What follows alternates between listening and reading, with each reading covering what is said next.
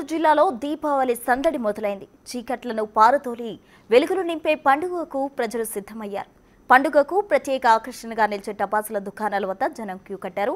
గతేడాదితో పోలిస్తే బాణసంచ ధరలు పెరిగాయని కొనుగోలుదారులు చెబుతున్నారు. టపాకాయల దుకాణాలు వినియోగదారులతో కిటకిటలాడుతూ ఉన్నాయి. దీనికి సంబంధించిన తాజా సమాచారం మా ప్రతినిధి సురేంద్ర అందిస్తారు. చీకటిపై వెలుగును సూచించే పండుగ దీపావళి. ఈ పండుగను ప్రజలంతా జరుపుకునేందుకు సిద్ధమయ్యారు.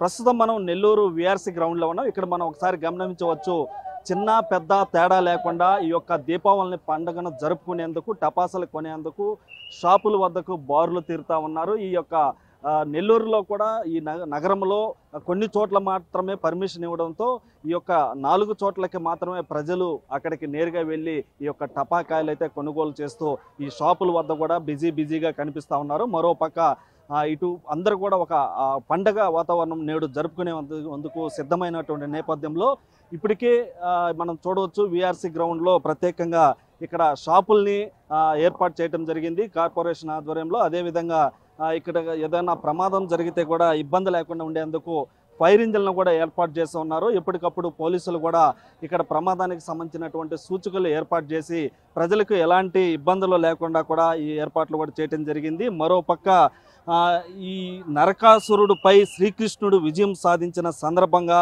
ఈ దీపావళిని జరుపుకుంటారు. అలాగే త్రేతాయుగంలో శ్రీరాముడు 14 సంవత్సరాల అరణ్యవాసం అనంతరం అయోధ్యకు వచ్చిన సందర్భంగా కూడా అయోధ్య వాసులంతా నగరంలో దీపాలు వెలిగించి ఈ యొక్క స్వాగతం కూడా పలుకుతుంటారు. అయితే ఈ నేపథ్యంలోనే అప్పటి నుంచి కూడా ఈ యొక్క దీపావళిని బాణాసంచి పేల్చి సంబరాలు చేసుకుంటూ వస్తున్నారు. అయితే మన సంస్కృతికి ప్రతిబింబంగా కుల మతాలకు అతీతంగా ఇటు చిన్న పెద్ద తేడా లేకుండా ఈ యొక్క పండుగను కూడా వేడుకగా ఈ దీపావళి పర్వదినాన నిర్వహించుకుంటారు.